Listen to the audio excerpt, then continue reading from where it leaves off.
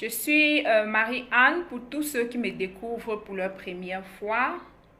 Aujourd'hui, nous allons enseigner sur les types d'épreuves qui mènent à la gloire et à l'élévation, ou si vous voulez, qui mènent à la réussite ou au succès. Nous allons parler des épreuves parce que je me rends compte qu'il y a tellement de personnes qui ne comprennent pas que pour réussir, en fait, il y a un process. Pour réussir, on doit passer par certaines épreuves. Parce que les épreuves nous forgent, les épreuves nous font grandir, pardon. Nous allons nous inspirer de l'histoire de trois grands hommes de la Bible. Nous allons parler de Jacob, de David et de Joseph. Mais pour aujourd'hui, je vais vous enseigner nous allons parler uniquement de Jacob et de David.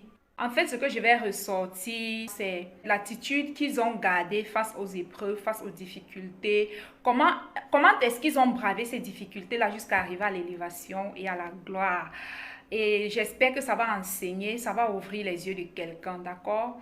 Donc, nous allons commencer par l'histoire de Jacob. Je ne vais pas lire, je vais juste vous donner quelques points et nous allons voir ça ensemble. En fait, le but du message, comme je le dis, c'est pour amener les gens à comprendre que lorsqu'on a besoin d'atteindre une certaine réussite, lorsqu'on veut faire des exploits dans ce monde, on doit se préparer un mental d'acier face aux épreuves, face aux tests de la vie, face aux difficultés que l'univers nous envoie. C'est comme ça, pas autrement. Il n'y a pas un autre moyen d'y parvenir à une certaine réussite dans sa vie. C'est le process. Comme je l'ai dit, je ne vais pas entrer dans toute l'histoire parce que s'il faut lire, elle est extrêmement longue. Pour ceux qui la connaissent, pour toi qui ne la connais pas, je vais te donner les références bibliques plus tard et tu pourras aller lire pour pouvoir t'inspirer et pour comprendre à ton tour c'est pourquoi tu traverses certaines choses et pour savoir comment gérer ces difficultés-là dorénavant. Parce que il faut savoir que lorsqu'on ne comprend pas parfois ces difficultés, on les attribue au fait qu'on est malchanceux. Parfois, on se dit que c'est Satan qui nous attaque. Parfois, on ne comprend pas. Parfois, d'autres attribuent cela au fait que leur produit n'est pas bon ou qu'ils n'ont pas un bon service. Non, c'est pas ça. L'univers teste tout. Tout ce que vous allez vouloir faire dans cette vie pour pouvoir vous démarquer, l'univers va vous tester. D'accord? Même si le projet vient de Dieu, et il y a tellement de personnes qui ne le comprennent pas, même si le projet, comme je vous dis souvent, de chercher votre mission de vie, après que votre Dieu va vous amener à découvrir votre but sur la terre, vous allez passer par certains tests. D'accord, c'est ainsi. Donc, le but du message, c'est pour amener les gens qui n'ont pas encore compris qu'ils doivent passer par les tests pour atteindre le succès. C'est pour les aider à mieux appréhender les difficultés qui s'ouvrent à eux. Le plus important, le but du message, c'est de comprendre que lorsqu'on commence et qu'on se bute aux difficultés, on ne doit pas surtout abandonner.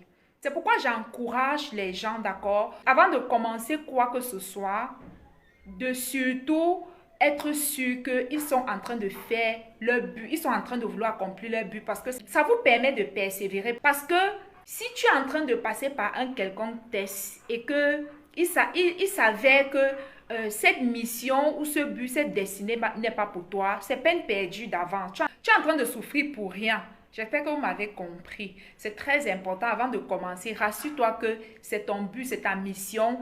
Et là, lorsque les tests commencent, tu es fort, tu es courageux parce que tu sais que coûte que vaille, il y aura des moments où le soleil va se lever sur votre vie, sur votre destinée ou sur votre but. C'est très important. Ne portez plus les projets au hasard. Sinon, vous allez souffrir pour rien parce que oui, les souffrances, les difficultés, on va les rencontrer sur notre parcours, sur notre chemin. D'accord? C'est super important et j'espère que vous avez compris. Donc, qu'est-ce qui s'est passé dans le cas de Jacob? Jacob, lui, il était tranquille dans la maison de son père et lorsqu'il a trahi son frère Ésaü, son frère jumeau, qu'est-ce qui s'est passé? Il a été obligé de quitter parce qu'il avait peur que son frère lui ôte la vie, d'accord?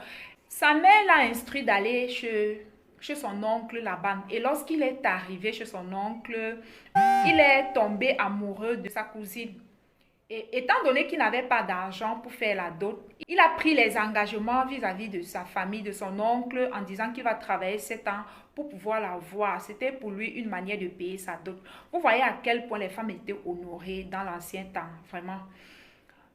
C'était juste une parenthèse et j'en passe. Donc, il a décidé de travailler 7 ans. Son oncle était un éleveur, comme les gens d'avant, les anciens gens d'avant, ils étaient beaucoup plus dans l'élevage et le champ. Alors, il a commencé à travailler gratuitement pour son oncle. Au terme de ces 7 ans, il a demandé à son oncle de lui donner sa femme Rachel. Elle s'appelait Rachel, ils étaient 2 filles. Il y avait Rachel et Léa. Et au terme de ces 7 ans, on a organisé, son oncle était d'accord, ils ont organisé les festins. Et dans la soirée, son oncle l'a tellement enivré qu'il était sous, il était tellement heureux, tellement il était fou amoureux de sa cousine Rachel. C'est ainsi que pendant qu'il était ivre dans l'alcool, on l'a trompé. Ça fait partie toujours des tests, d'accord? Son oncle l'a trompé en lui donnant Léa au lieu de Rachel. En fait, la petite soeur était Rachel. Et il a dormi avec elle. C'est au matin, au petit matin, lorsque la boisson est finie, qu'il s'est rendu compte qu'il avait pris la mauvaise femme. Il n'était pas sobre du tout. Et il a demandé à son oncle, pourquoi est-ce que tu m'as piégé? Son oncle a dit, chez nous, on ne donne pas la cadette avant l'aîné en mariage. Donc, comme tu as déjà pris celle-là, termine une fois la semaine avec elle et ensuite je vais te donner la petite sœur. Et ainsi, tu vas travailler encore 7 ans pour les deux. Il était d'accord.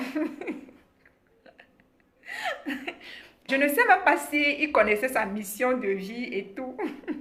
Vous savez, il y a des personnes qui sont nées et directement ils sont entrés dans leur mission de vie. Je fais partie de l'une de ces personnes. Et la plupart des choses que j'ai traversées dans ma vie, certaines d'entre elles contribuaient au but que j'accomplis, que je continue d'accomplir aujourd'hui.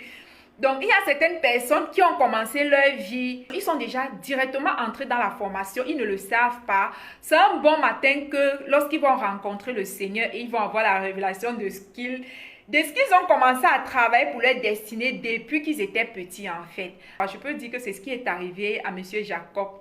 Après 14 ans chez son oncle, il a voulu partir. Et son oncle a dit non. Son oncle ne voulait pas le laisser partir parce que son oncle avait remarqué, que Dieu avait béni ses affaires, son élevage, son bétail et tout à cause de la présence de Jacob et tout. Et donc, il a proposé à Jacob de commencer à lui payer son salaire à partir des bétails en fait. Et Jacob a accepté, ils se sont mis d'accord. Et à chaque fois que il atteignait son quota pour que son oncle le paye son salaire. L'oncle devait toujours tourner, il devait toujours trouver, il magouillait en fait. Le deal c'était quoi? C'était les bêtes. Jacob devait prendre les bêtes qui étaient teintées et les bêtes qui n'étaient pas teintées, qui n'avaient pas de couleur en fait, devaient appartenir à son oncle. Et à chaque fois lorsque les jours de sa paye arrivaient, son oncle Laban allait instruire ses enfants garçons de prendre les bétails de Jacob et s'enfuir avec. C'est ainsi qu'un jour, Jacob était fatigué et Dieu aussi avait vu comment son oncle ne faisait que le tourner. Et Dieu s'est révélé dans un songe à Jacob. Il a dit à Jacob, parce que lorsque Jacob était en route pour aller chez son oncle, il a rencontré Dieu en chemin et il a fait une alliance avec Dieu. Et il a promis à Dieu que si tu me gardais, et voilà, si mon voyage se passait bien, je devais être reconnaissant. Et Dieu l'a rencontré, il s'est révélé à lui dans le songe en disant que c'est le Dieu que tu avais rencontré à Bethel, le lieu où il avait passé la nuit. Dieu l'a révélé comment il allait s'y prendre, les écorces qu'il allait faire, la manière dont il allait se prendre à nouveau pour pouvoir reproduire, pour pouvoir faire reproduire les animaux, pour pouvoir avoir son salaire des animaux restants. C'est ainsi que le Seigneur l'a montré par les songes et il a capté et c'est ce qu'il a fait dans la vie réelle et ça a produit beaucoup de bêtes et tout. Et lorsque il a atteint sa mission, il a produit ses bêtes, le Seigneur l'a demandé de retourner dans son pays. Et il s'est dit que s'il s'élevait, il disait à son oncle qu'il s'en allait. Son oncle n'allait pas le laisser partir. C'est ainsi qu'il a convoqué ses femmes, ses bonnes et tous ses enfants qu'il avait eus, d'accord? Parce que sa mission était de mettre au monde les 12 tribus d'Israël. Et il devait le faire avec Rachel, Léa et leurs 2 bonnes enfants. Ça devait se passer dans le lieu de sa destinée, dans le lieu où il était. Une fois que la mission était atteinte, il était donc temps qu'il retourne. Et donc, il a convoqué, sa famille, ses enfants et ses femmes au champ. Il leur a dit de lui suivre et il leur a expliqué parce qu'ils étaient au courant du jeu, en fait, de la magouille de leur père. Et elles ont été d'accord, elles ont été toutes d'accord de le suivre sans informer leur père, en fait. Et quelques jours plus tard, leur père a su que Jacob était parti et il s'est préparé pour aller à sa recherche. Sûrement qu'il voulait lui faire du mal. Et durant son sommeil, Dieu a intervenu. Dieu lui a dit, garde-toi de ne faire aucun mal à l'égard de Jacob parce que c'est mon serviteur et tout. Il a donc compris. Lorsqu'il est arrivé auprès de Jacob, il a dit à Jacob, voilà ce que le Seigneur m'a dit et j'ai compris. Et je vais tout simplement faire une alliance de bénédiction avec toi, que chacun de nous se sépare dans la paix et tout. Et lorsqu'on est dans son but, comme je disais tantôt, et qu'on a raison, il y aura toujours, la main de Dieu va toujours venir à votre secours. Vous voyez que lorsque son oncle était en train de lui tourner, de ne pas vouloir payer son salaire, qu'est-ce qui s'est passé? Dieu lui-même est venu prendre cela en main et il a géré le problème tranquillement, tranquillo. Et il est sorti de là avec son héritage. Bonsoir Angela, comment tu vas? Et donc voilà, c'est ça. Lorsqu'on est dans son droit, Dieu nous venge toujours. Vraiment, je vous assure. Comme je vous disais tantôt, sa mission était de mettre au monde les 12 tribus d'Israël. Et une fois que ça a été fait, lorsqu'il s'est séparé de son oncle, arrivé au désert, étant donné qu'il avait accompli une partie de sa mission, lorsque Dieu l'a rencontré, il a nommé ou il a baptisé Israël. C'était ça, sa mission en fait sur la terre. Et vous allez remarquer qu'après 14 années passées avec son oncle, d'accord, qu'il a été béni, qu'il a reçu son héritage. Après 14 ans que Dieu l'a rencontré à Bethel et qu'il a révélé peut-être sa mission ou voilà quoi. Donc, pour vous dire à quel point, lorsqu'on se lève avec son but, lorsqu'on a un projet prend du temps pour se réaliser. C'est ça, en fait, le but du message. Je vois énormément de gens sur les réseaux sociaux en train de se plaindre. J'ai lancé mon produit, ça ne marche pas. J'ai lancé mes formations, ça ne marche pas. Certains d'entre vous, même parfois, c'est Dieu qui vous a instruit d'aller poser des actions, d'aller ouvrir des choses, d'aller créer des entreprises. Et lorsque vous allez créer ces entreprises-là, vous êtes buté aux difficultés. En fait, c'est pas parce que Dieu t'a parlé que tu ne vas pas échouer, que tu ne vas pas passer par le process. Le process, c'est pour tout homme. Une fois que nous sommes nés et que nous sommes sur terre, nous allons tous passer par le process. Et même ceux qui sont nés dans les familles riches, ils ont leur part de process, ils ont leur part d'épreuves, ils ont leur part de tests. Il y a un processus. Le processus, ça ne manque pas. Ça ne peut pas manquer. C'est ainsi. Oui, c'est ça. Il a travaillé 7 ans pour Léa et 7 ans pour Rachel. Donc, voyez à quel point, même avec Dieu, ça peut prendre du temps. Je vous assure, le sommet ne rit pas en fait. Le sommet ne rit pas. Ce n'est pas pour les enfants, comme je le dis tout le temps sur cette chaîne. Voilà. Le message, c'est pour amener les gens un peu à s'asseoir, à prendre du recul, à rester calme, à être, voilà quoi, à ne plus avoir les palpitations lorsque vos activités, vos affaires ne marchent pas. C'est pas parce qu'on commence forcément qu'on marche. Et moi, je crois fermement que ce n'est pas un produit qui fait réussir un homme. Ce n'est pas un service où le produit n'est pas la clé ultime du succès. Ça, c'est ce que je sais. Ça, voilà quoi, ça fait partie de ma révélation. Et en notre siècle, il y a des gens ont besoin d'écouter ce message-ci. Aujourd'hui, on ne prend plus le temps de se préparer, on ne prend plus le temps de se bâtir. On rush sur tout. On veut tout faire rapidement et vite fait. Et il y a également une autre leçon que je voulais faire ressortir dans l'enseignement. En fait, lorsque Jacob était en train de travailler pour son oncle, il travaillait aussi pour lui en quelque sorte. Avant de quitter chez son père l'avait béni. Et c'est après 14 ans que sa bénédiction a commencé à se manifester. Et lui-même, Jacob, pendant qu'il travaillait, il ne savait pas que c'est entre les mains de son oncle que se trouvait sa bénédiction. Ça allait débuter le début de son élévation et de sa richesse. Il ne le savait pas. Il a travaillé et il était sincère, il était honnête. Ça, c'est une autre clé que beaucoup de personnes ne comprennent pas. Parfois, lorsque les choses ne marchent pas dans votre vie, allez servir certaines personnes. Regarde autour de toi. Lorsque les choses ne marchent pas, tu ne sais plus quoi faire. Regarde autour de toi les personnes qui accomplissent déjà ce que tu veux accomplir dans le futur. Identifie cette personne-là et va servir gratuitement, va servir, ça va te permettre d'acquérir de la connaissance et de l'expérience. Parce qu'une expérience n'est jamais perdue. Vous voyez, on peut perdre l'argent, on peut tomber en faillite, mais on ne peut jamais perdre ce qu'on sait. On ne peut pas perdre la compétence, on ne peut pas perdre une connaissance qu'on a acquise. C'est super important. Et les jeunes d'aujourd'hui ne comprennent pas. Lorsque ça ne va pas, on va leur dire, regarde, identifie quelqu'un et va servir. Parfois, tu ne sais pas. Les personnes que tu dois rencontrer qui vont aussi t'aider à aller de l'avant. Peut-être c'est dans ce service-là que tu vas le rencontrer. Ça, c'est une loi universelle qui ne ment pas. Lorsque Dieu veut te bénir, il va toujours t'envoyer servir quelqu'un. Il va toujours t'envoyer servir quelqu'un. Parfois, cette personne-là est même ton cadet en âge ou ta cadette en âge. Les gens ont tellement... Les gens ne comprennent pas les lois universelles. Vous souffrez tellement parce que vous ne comprenez pas comment la terre fonctionne, comment les lois fonctionnent, comment vous pouvez appliquer les lois dans votre vie pour voir la transformation ou pour pouvoir amener votre vie à un autre level. D'accord? C'est puissant en fait le service, surtout le service quand on le fait avec un cœur pur, on le fait avec honnêteté, avec loyauté et intégrité. C'est super important. Lorsqu'il était temps qu'il retourne dans son pays et que son oncle était en train de le tourner, Dieu a tenu compte de toutes ces années de service qu'il a fait auprès de son oncle. Et c'est lui, Dieu lui-même qui s'est levé de son trône et qui est venu fight pour lui. C'est Dieu lui-même qui est venu combattre pour lui et lui permettre d'avoir son salaire, d'obtenir son salaire. Vous savez, aucun travail, aucun service rendu n'est perdu dans ce monde. Au contraire, lorsque tu sers, c'est à toi que tu rends service. C'est à toi que tu rends service parce que lorsque il sera temps de la récolte, tu vas récolter en grande quantité.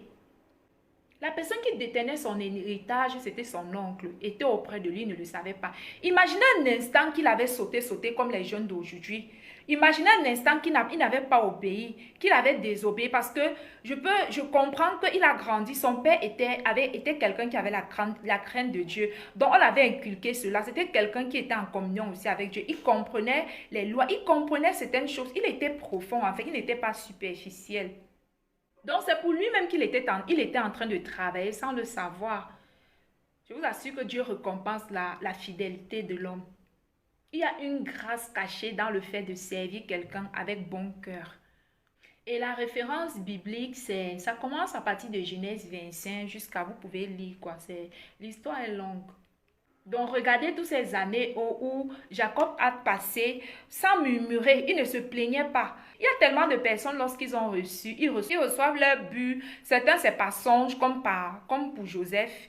Certains, Dieu les révèle leur but par les songes. Et ils s'asseyent, ils ne font plus rien. Ils se disent que non, les choses vont s'accomplir d'elles-mêmes. Dieu a dit qu'il va me bénir, alors je m'assois et j'attends. Tu es dans l'erreur, tu vas attendre. Vous savez, Dieu ne se lève pas tant que nous-mêmes, on ne se lève pas. C'est toi qui donnes la direction à Dieu. C'est quand tu te lèves que Dieu se lève. Si tu n'es pas en action, Dieu s'assoit, il te regarde. La preuve, regardez un peu lorsque le Seigneur était avec ses disciples dans le bateau, en pleine mer. Il y avait le vent. Voilà, la mer était agitée. Et les disciples ont pris peur. Pendant qu'eux, ils avaient peur de mourir et tout. Dieu, lui, qu'est-ce qu'il faisait? Le Seigneur dormait. Il était tranquille. Et c'est lorsqu'ils sont allés le réveiller que, Seigneur, tu ne vois pas qu'on est en train de périr, qu'il a dit, homme de peu de foi. Et il a commandé à la nature d'être calme. Et voilà quoi, ils ont obéi parce que c'est Dieu qui parle. Voilà. C'est pour te dire que si tu as reçu les promesses de Dieu dans ta vie, lève-toi et commence à poser les actions. La destinée, on l'accomplit en étant en action. En étant en action. Là où je suis en train de parler, de prêcher ou d'enseigner, d'instruire, d'éduquer, je suis en action, je suis en train de faire une partie de ma destinée.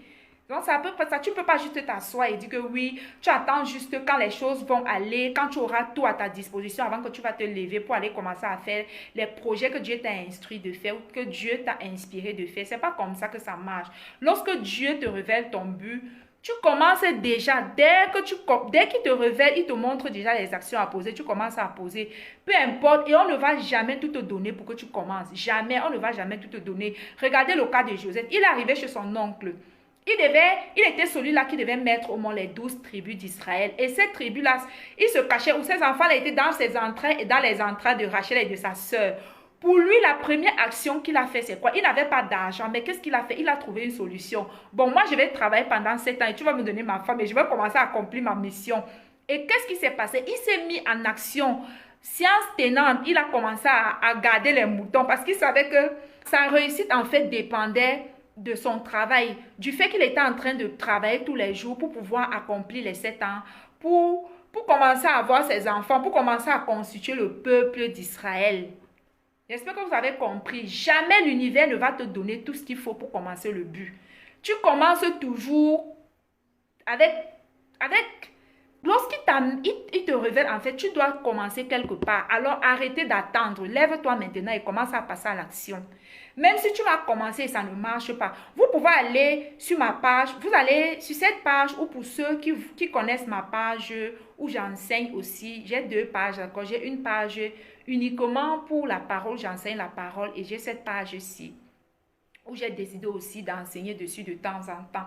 Là-bas, en fait, lorsque vous descendez tout en bas, j'ai commencé à enseigner, bientôt ça va faire 2 ans. Lorsque vous regardez mes premières vidéos et les vidéos au milieu et vous regardez mes vidéos d'aujourd'hui, c'est 2 personnes différentes. Vous voyez? Et lorsque vous regardez même mon apparence, vous allez vous rendre compte que j'ai changé, j'ai mûri, j'ai rajeuni, je suis devenue différente. La destinée rajeunit en fait. Lorsque tu as un but, lorsque tu cours pour accomplir ton rêve, ça te garde éveillé, ça te rajeunit, ça te donne des forces, ça t'instruit, ça t'éduque, ça t'éveille, ça t'amène à te surpasser pour pouvoir accomplir. Voilà la vérité. Le nom de cette page-là, c'est l'amour de Dieu. Si tu vas là-bas, tu commences à voir mes anciennes vidéos et j'ai décidé de ne jamais les supprimer. Je vais laisser comme ça. C'est un témoignage en fait. Lorsque tu regardes ces anciennes vidéos et que tu me regardes moi d'aujourd'hui, c'est 2 personnes différentes. À l'époque là, je souffrais beaucoup. Oui. Maman Angela, tu as vraiment été témoin de mes débuts. Elle dit que j'ai vraiment changé tellement. Moi-même, je me vois et je n'ai pas honte de là où je suis quittée. À l'époque, là, j'étais dans un désert extrême. Et c'est cette dame, Maman Angela, là, Maman Angela qui est en train d'écrire, qui est en ligne là avec moi. Elle m'a même hébergée à un moment donné de ma vie. Je n'avais même pas un repas. Je ne pouvais pas manger. C'est elle qui me nourrissait, c'est elle qui me gardait. Pourtant, j'avais les projets de Dieu. Pourtant, Dieu m'avait parlé. Pourtant, Dieu était avec moi. Le fait que Dieu te révèle ta mission, il est là, il te parle, il est là, il te conduit. Enfin, ne veut pas dire qu'on ne va pas passer par le process. Je sors de loin, mes amis. Je sors de loin. À vous toutes qui êtes pressés de vite arriver, de vite réussir. Ça fait 6 ans aujourd'hui. Bientôt, je vais commencer ma 6e année. Je ne suis même pas encore entrée dans ma 6e année. D'accord? Bientôt, je vais commencer ma 6e année. D'ici peu. Je suis encore en train de travailler. Je suis encore en train de travailler. Est-ce que vous comprenez? À toutes ces personnes-là qui veulent mourir. Parce qu'ils ont commencé une activité aujourd'hui, ça ne marche pas. Ils veulent tuer. Ils sont dans les groupes, là, on enseigne le business, à fatiguer les femmes qui sont en train d'enseigner. J'ai lancé ça, ça ne marche pas. Il faut vous asseoir, asseyez-vous et apprenez. Il y a un process. Je vous assure, à l'époque, je n'avais pas de maison. À l'époque, je ne pouvais même pas m'offrir un plat en une journée. Si tu me vois dans les photos là, j'étais bizarre. Et Dieu me donnait les messages, va enseigner, j'allais enseigner. Aujourd'hui encore, je regardais mes anciennes vidéos, je disais, waouh, Dieu est bon. Je regarde ma vie aujourd'hui, je dis, Dieu est bon, Dieu est fidèle. Je ne suis pas encore là, il faut, mais je vais y arriver. Maman Angela a dit que tu es soumise. Je suis soumise, je suis décidée à réussir ma vie. Je suis décidée à écrire mon histoire. Il est inadmissible que je ne réussisse pas. Je suis venue pour ça et je dois l'accomplir. C'est obligé en fait. Je vous assure, la réussite a un prix. Le succès a un prix. Peu importe d'où te vient ton but, ta mission de vie, tu dois passer par le process et tu dois t'asseoir. Tu dois apprendre le mécanisme, comment ça fonctionne. Et c'est quelque chose que durant toutes ces années, le Seigneur m'a enseigné. J'ai tellement maîtrisé la chose. J'ai maîtrisé. Je peux prendre quelqu'un comme ça de nowhere. Je le fais asseoir, je l'enseigne et je l'amène à la réussite. Tellement le Seigneur m'a enseigné comment ça se passe. C'est pourquoi vous allez voir même sur mon YouTube, même sur toutes mes chaînes, je parle beaucoup du processus, je parle beaucoup de la transformation, de l'éveil de conscience, du processus, de la réussite et tout. Parce que c'est quelque chose que j'ai compris tout au long de ma marche. Elle dit que je suis décidée. En tout cas, je suis décidée. La vie, c'est un choix. C'est mon choix, en fait. C'est ma résolution. Donc, j'espère que vous avez compris. C'est un message de motivation. C'est un message pour aider tous ceux-là qui traversent les moments difficiles. Tu n'es pas seul. Tu n'es pas le ou la seule qui traverse ces moments difficiles. Nous passons tous par là. C'est ton temps et tu dois... Le plus important, c'est de savoir quoi faire. Donc, nous allons continuer dans le message. D'accord? Nous allons maintenant entamer l'histoire de David. Je vais vous parler aussi des tests de l'histoire de David. Qu'est-ce qui s'est passé lorsqu'on a oint le roi David et qu'il a reçu le Saint-Esprit? Il a immédiatement connecté à Saül et ensuite il a également conduit David vers le champ de bataille où il devait aller vaincre Goliath qui était en train de fatiguer le peuple d'Israël. Pourquoi Dieu l'a fait? Je vais vous montrer comme ça le processus qui amène un homme, qui fait que Dieu est souverain, qui fait que Dieu peut te ramasser de nowhere et il t'amène quelque part. Alors il a pris David et ce jour, il a tout fait pour l'amener au camp de bataille. Et c'est ce jour-là que David a pu vaincre Goliath, qui avait déjà fatigué le roi Saül depuis quelque temps. Et tout le peuple d'Israël avec. Étant donné que David n'était pas né dans la famille royale et que sa destinée, son but, sa mission, c'était de devenir roi d'Israël, le Seigneur a orchestré cette épreuve-là, d'accord, pour pouvoir amener David à se connecter à Saül, pour pouvoir vivre près de Saül, en fait, dans la royauté, pour apprendre, pour observer et pour apprendre comment on gère la royauté, comment on gère une famille royale, comment ça se gère, comment les décisions se prennent, comment ça se passe. Donc ça, c'était son premier test, c'était sa première formation.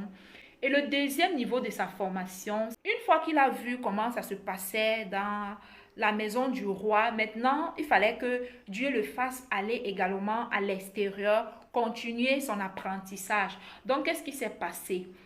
Dieu a déshérité le roi Saül. Saül, lorsqu'il observait David, il s'est rendu compte que c'est David qui devait le remplacer. Il a vu David comme un concurrent, comme un adversaire. Et qu'est-ce qui s'est passé? Il a voulu tuer David et David a pris la fuite. David s'est retrouvé en brousse. Vous voyez comment Dieu fait. Comment un roi peut se retrouver en brousse dans les cages, en train de fuir? Comment un roi peut se retrouver dans les lieux vraiment de pauvreté ou de... Comment on peut appeler ça? Vous voyez que ce qu'on appelle succès et ce que Dieu appelle succès n'a rien à voir. Ça n'a rien de comparable. Comment quelqu'un qui est promis à la royauté, qui a l'onction, qui est aimé par Dieu, se retrouve dans les champs, dans les brousses, en train de se battre pour pouvoir manger, pour pouvoir survivre, pour pouvoir sauver sa vie? Est-ce que vous pouvez comprendre ce que c'est, les types d'épreuves qui mènent à l'élévation? Donc voilà, et Dieu s'est servi ici de la haine du roi Saül pour former David à devenir un homme de guerre. Parce qu'il allait développer l'art de la guerre. Parce que c'était son but en fait. Le projet que Dieu avait pour David, c'était que, étant donné que c'est son fils qui devait bâtir le temple de Dieu, il n'était pas question que pendant le règne de Salomon, qu'il y ait guerre en Israël. Donc il fallait que son père, durant de son vivant, il se batte pour pouvoir mettre la paix. Il devait aller conquérir les nations. Il devait aller combattre de telle sorte que la paix devait commencer à régner. Il a fait de sorte que tous les habitants des alentours avaient peur d'Israël. Ils n'osaient pas affronter Israël en guerre parce qu'on savait que c'était un peuple, c'était le peuple de Dieu et Dieu leur donnait toujours la victoire. Donc c'est ce que le roi David a pris soin de faire et c'était sa mission. Donc voilà le deuxième niveau de sa formation, les épreuves qui mènent à la gloire. Et Dieu nous envoie les épreuves en fonction de la personne que nous sommes, en fonction de notre mission. C'est pourquoi je viens de te dire qu'avant de commencer ton combat vers la réussite, d'accord, comme la plupart des gens ne savent pas que nous vivons un combat dans ce monde en fait. Vouloir réussir, vouloir atteindre un certain sommet, ça allait en guerre, ça allait combattre pour pouvoir réussir. Rien ne s'acquiert aisément dans ce monde. Tellement de personnes se couchent tous les jours, ils dorment, ils se reposent, croyant que les choses vont leur trouver. Continuez à dormir, je vous assure, c'est pas ainsi que les choses se passent. Nous sommes sur un champ de bataille. Nous sommes en guerre dans ce monde et chacun doit se battre pour pouvoir gagner, pour pouvoir être victorieux. Et ça passe par tout ce que je suis en train de vous expliquer aujourd'hui. Coucou Miss, comment tu vas? Bonne arrivée dans le direct. S'il te plaît, n'hésite pas de partager. Et le troisième test, c'était celui du caractère. Pendant qu'il était en train de fuir du roi Saül et tout, Dieu a voulu tester David. Merci, merci. Merci, ma coiffure. Oui, moi aussi, je l'aime beaucoup. Et voilà, ce sont toujours les coiffures que j'ai aimées. Moi-même, je l'aime bien, ma nouvelle coiffure. Je n'ai même pas le courage de défaire cette coiffure tellement je l'aime, les gens l'apprécient et tout.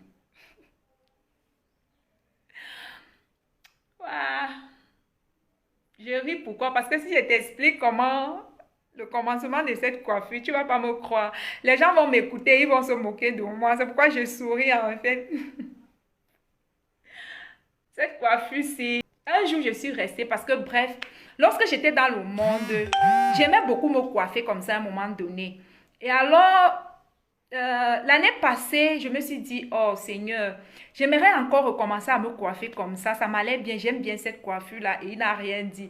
Et un jour, je suis restée ici chez moi et le Seigneur m'a dit, va te coiffer. Tu voulais te coiffer, n'est-ce pas? J'ai dit oui, que va te coiffer. Je suis allée raser, j'ai laissé mes cheveux. Voilà, tout est rasé, hein. Dieu m'a dit, si tu veux te coiffer comme ça, tu peux aller te coiffer. Le plus important, c'est ton cœur. Le plus important, c'est ta soumission, ton obéissance à ma volonté. Je ne regarde pas l'apparence, je regarde au cœur. Je regarde à tes valeurs, à ton caractère et je ne regarde pas au cœur. Et c'est ce que beaucoup de gens ne comprennent pas. Ils se focalisent beaucoup. Ils focalisent leur regard beaucoup sur l'apparence physique. Dieu n'est pas du religieux. En fait, je suis une chrétienne équilibrée. Bon, bref, j'ai voulu juste partager cela avec vous. C'est Dieu qui m'a inspiré. J'ai désiré, j'ai émis le désir de me coiffer ainsi, comme quand j'étais dans le monde, et il m'a donné la permission de le faire. Voilà quoi. Tant que ça ne dérange pas mon Dieu, je suis correcte avec ce que je fais. Vraiment, ça m'importe peu ce que les autres pensent. Bon, bref, on continue notre message. C'était juste une parenthèse. À tous ceux qui sont religieux, je vous en supplie, sortez de la religion et devenez libre en fait. Être chrétien ne veut pas dire que on rentre dans les chaînes, on rentre dans un système de pensée. La chrétienté en fait c'est une histoire de communion avec son créateur, rien d'autre.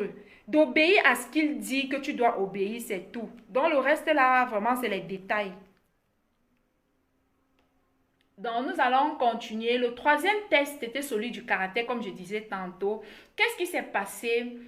Pendant que le roi Saül était en train de poursuivre le roi David, un jour, il est arrivé à un lieu là où il était arrivé à un lieu où il allait se reposer et il ne savait pas que ce lieu-là, en fait, il était tout près de David. Il ne savait pas que c'était le campement de David aussi parce que lorsque Dieu a séparé, lorsque David a fui, il y a certains hommes de Saül qui ont rejoint David pour pouvoir l'aider en fait, parce qu'il était dans sa mission. Comme je vous dis tout le temps, lorsqu'on est dans son but, Dieu envoie les hommes et les femmes de destinée pour nous secourir. C'était en quelque sorte ça.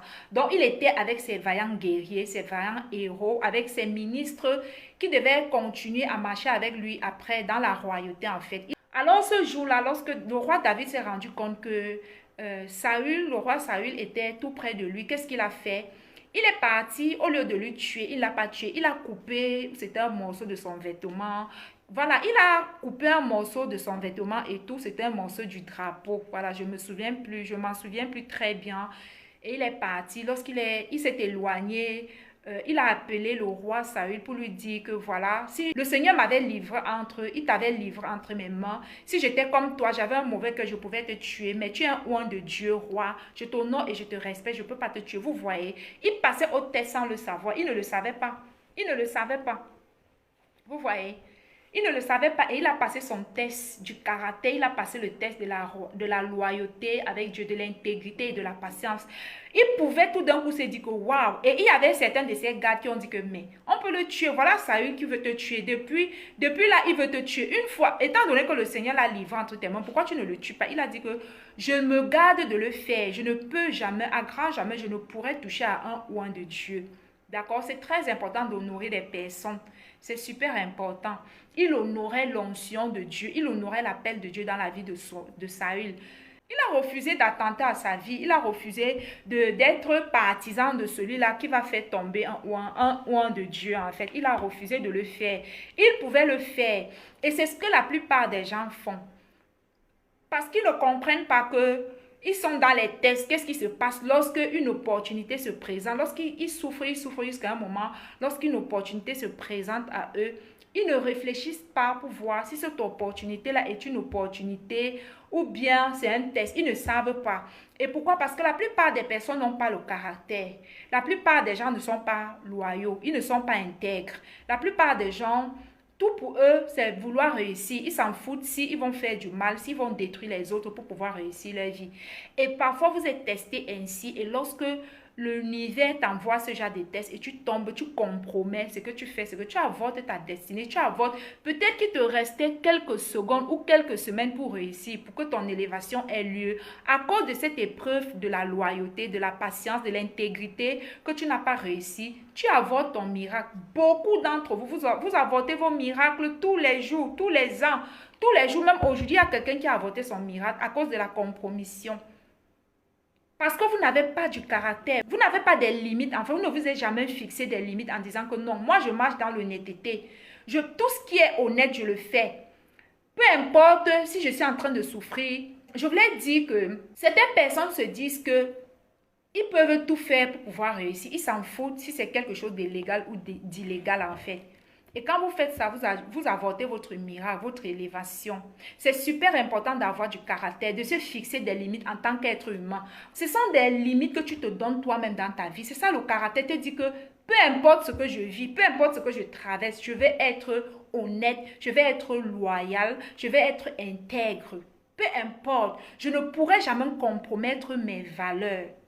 Même si je dois mourir de faim, même si je dois encore patienter quelques années, tu décides de ne jamais compromettre. Je vous assure, lorsque tu as compris ces valeurs, lorsque tu t'es bâti un caractère, peu importe, tu vas réussir ta vie, même si tu ne pries pas et que tu comprends l'importance du caractère dans la vie. L'importance du caractère dans la vie, c'est super important. Apprenez à vous fixer des limites. Apprenez à vous fixer des limites que oui, dans ma vie, je ne peux pas faire ça. Vous ratez tous les jours les opportunités. L'univers vous bloque le chemin tous les jours à cause de la compromission que vous avez dans votre vie. Tu penses vouloir faire du mal à quelqu'un, mais tu es en train de tuer ta propre vie. Les gens ne veulent plus emprunter le processus normal. Ils veulent emprunter les chemins tortueux en fait. Mais aucun chemin tortueux ne pourra t'amener dans un succès ou dans une élévation durable. Tu ne pourras pas prospérer en faisant des micmacs. Aussitôt, tu vas te battre dans la compromission pour pouvoir t'élever. Aussitôt, tu vas redescendre. L'univers va te faire redescendre. Je vous assure, j'ai une certaine compréhension de la vie. Je ne sais pas, je peux dire que c'est la grâce de Dieu. J'ai une certaine lumière, une certaine illumination dans mon esprit. C'est que quoi? Est-ce que vous savez que sur la terre où nous vivons, nous sommes accompagnés des êtres invisibles? Il y a des anges sur cette terre auprès de toi et de moi qui sont là uniquement pour notre succès. Ils veillent à ce que personne ne traverse la ligne rouge. Ils notent tous nos faits et gestes. Ça veut dire que lorsque tu compromets et que, comme ça n'a pas des circonstances tortueuses, tu arrives au sommet, qu'est-ce qui va se passer? Dès qu'on va se rendre compte que merde, telle personne est arrivée à tel endroit, ce n'est pas sa place. Il n'a pas encore le caractère qu'il faut pour pouvoir être là-bas. Qu'est-ce qui se passe? Immédiatement, l'univers va te faire chuter. Parfois, c'est quoi? On va te faire rencontrer quelqu'un avec qui tu vas faire un partenariat. La personne va te ruiner. L'argent va finir.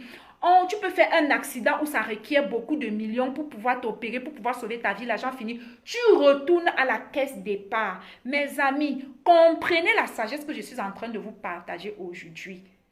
En tout cas, ça ne faisait même pas partie. C'est juste toutes ces connaissances, toutes ces lumières que le Seigneur me donne, que je partage avec vous. Il y a des anges auprès de nous pour le succès qui contrôlent nos faits et gestes. Apprenez à vous bâtir le caractère. Dis-toi que peu importe ce que je vais traverser, je vais demeurer dans l'intégrité. C'est pourquoi vous voyez certaines personnes, ils ne sont même pas gentils, mais le fait ils sont intègres, ils ont une certaine bénédiction dans leur vie. Soyez intègres, soyez loyaux ou loyales. Apprenez à vous fixer des limites. Sachez que vous n'êtes pas seul sur la terre. Ce n'est pas parce que tu ne vois pas ces êtres-là qui n'existent. Ils sont là et ils veillent. C'est pourquoi vous allez voir certaines personnes, ils commencent à un moment donné, ils se retrouvent quelque part, sans même faire un an. Tu entends que la personne là, ou après un an ou 2, 3 ans, l'univers n'est pas pressé. Il retourne à la caisse départ, il s'en va recommencer. Et je vous assure, ça fait très mal. Il faut faire une différence entre quelqu'un qui échoue parce qu'il est en train d'apprendre. Parce qu'il y a aussi ceux qui échouent, qui perdent tout parce que c'est le process. Il doit devenir plus meilleur pour gagner plus. Parce que ce que tu perds, tu le retrouves.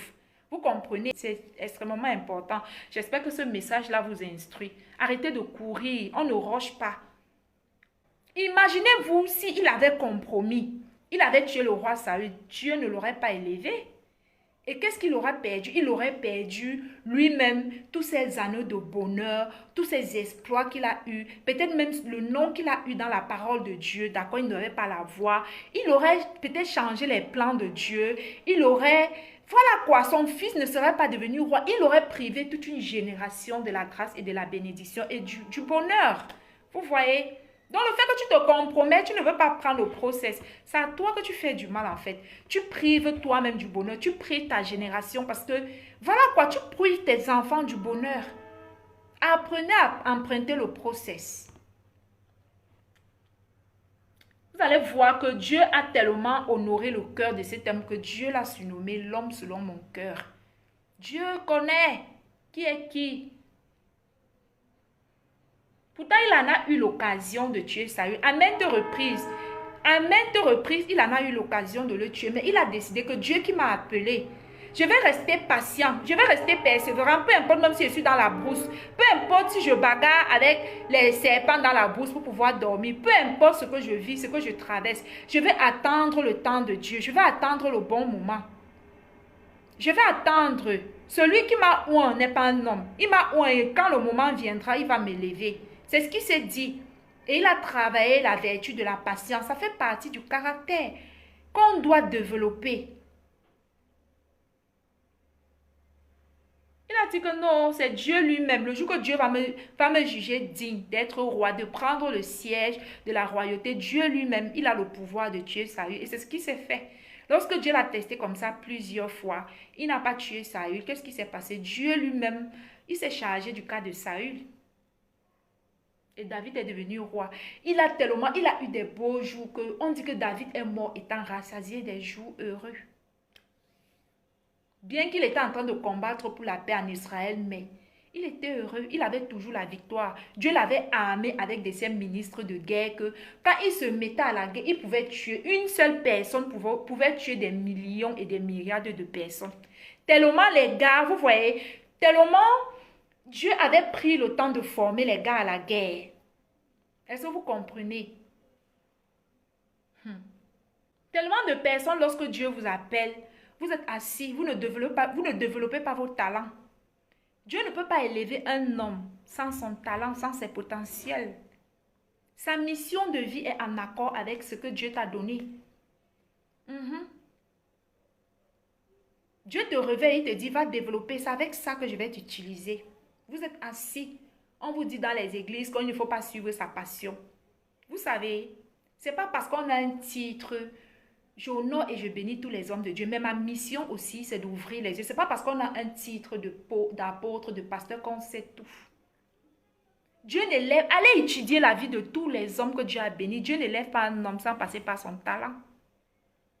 Donc, si tu attends les promesses de Dieu et que tu n'es en train de rien faire, tu n'es pas en train de te cultiver, de travailler tes compétences tous les jours, you are going nowhere. You are going nowhere. Et tout ça arrive pourquoi? Parce que la plupart des gens ne sont pas en communion. Ils n'ont pas la communion pour laisser Dieu leur conduire. C'est le manque de communion qui fait que parfois on suit la foule. Dieu n'est pas dans la foule. Nous sommes uniques. Chaque être humain sur terre est unique, est spécial. De même, lorsque vous voyez, vous regardez Jacob, qu'est-ce que Jacob a développé avec Dieu? Il a développé l'art de l'élevage. Il a tellement maîtrisé ça que Dieu est venu encore augmenter sa connaissance. Parce que ce qui est bien avec Dieu, c'est que lorsqu'on développe son talent, dès que tu développes ton talent jusqu'à un certain niveau, Dieu vient amplifier ça avec sa révélation. Vous voyez, David a passé ses tests sans aucune compromission. Et c'est ce qui lui a valu la chaise ou l'honneur d'être roi en Israël. Et il a pris combien d'années en fait dans son processus, dans sa préparation? Il fallait que lui et ses gars soient prêts. Il a pris 17 ans, si je ne me trompe pas. Vous pouvez imaginer que Dieu appelle un homme. Il te forme pendant 17 ans. Je m'adresse ici aujourd'hui à tous ceux-là qui courent. J'ai commencé, ça ne marche pas. La formation, la personne qui m'a formé, il n'avait pas les compétences requises. Non, ce n'est pas le moment. Ce n'est pas la saison. Tout est une question de saison. L'activité qui n'est pas en train de marcher là, c'est ton activité si c'est ce qu'on t'a révélé. Mais ça ne marche pas parce que ce n'est pas encore la saison. Et la plupart des personnes, lorsqu'ils commencent à ne marcher pas, ils abandonnent, ils laissent tomber, ils sont découragés.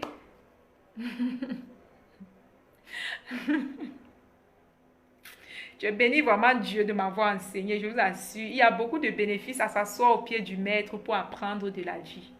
Il y a énormément de bénéfices. Tu ne te mélanges pas dans la foule. Tu peux apprendre du Créateur, de celui-là qui a créé la terre et le ciel, qui sait toutes choses. Là, je suis armée jusqu'aux dents. Patience, là, on va cultiver ça forcé. Parce que quand je regarde tous les hommes que Dieu élève, ça prend des années, ça prend du temps. Et la plupart du temps également, tous ceux-là qui sont pressés, c'est parce que, étant donné qu'ils ne comprennent pas le processus, ils rushent. Je t'assure, lorsque tu as compris le processus, tu n'es plus pressé d'être élevé. Pourquoi? Parce que tu n'es pas prêt. Parce que tu sais que si on t'élève maintenant, là où tu vas là, tu n'es pas prêt. Tu n'es pas prêt. Et étant donné que tu as compris, tu es serein ou sereine. Parce que tu sais que tu n'es pas prêt. Ce que tu dois faire à l'instant présent, ce n'est pas de courir, c'est de te préparer, c'est de te forger, c'est de t'aiguiser au maximum. Est-ce que vous avez compris? Moi, c'est ma stratégie. Il n'y a pas une journée qui se perd. Chaque jour, je dois faire quelque chose qui va m'amener là-bas. Là où on m'a promis, là, chaque jour. Même ce que je suis en train de faire là, it's part of it. Ça fait partie du but, ça fait partie de la mission. Donc même si quand j'ai sommeil, quand je pense que on doit travailler, je me lève, je me mets au travail. Parce que si je ne fais rien aujourd'hui, demain là, je ne pourrai pas faire la magie. Donc à vous tout qui est pressé ou à vous tous qui est pressé d'atteindre le sommet, es-tu prêt? Es-tu déjà préparé? Est-ce que tu connais les défis qui t'attendent là-bas? Parce que le caractère, en fait, que le Seigneur t'aiguise à avoir là, ça va te servir devant. Tu vas utiliser ça devant. Les amis. Donc, moi, là où je suis là, je n'ai pas de pression. Je n'ai pas de stress. Ou je n'ai pas encore ça. Ou ça n'est pas encore arrivé dans ma vie. Non. Je me prépare. Je me forge. Je me forme. Je m'aiguise. Je me développe. J'aiguise mon caractère. Je travaille sur mes faiblesses. Je fais de mes faiblesses les points forts. Oui. La plupart des gens ne comprennent pas. Ils sont sur les réseaux sociaux parce qu'on a dit que les réseaux sociaux sont venus. Dès que tu vas lancer une activité, ça va prendre. Qui vous a dit ça? On vous a dit que le succès est déterminé par l'action humaine. Non, c'est l'invisible qui détermine le niveau de ton succès. Mes amis. C'est l'invisible qui te regarde. Il détermine quel est le niveau jusqu'où on peut t'élever, où on peut te bénir. Oh mes amis, réveillez-vous. Réveillez-vous.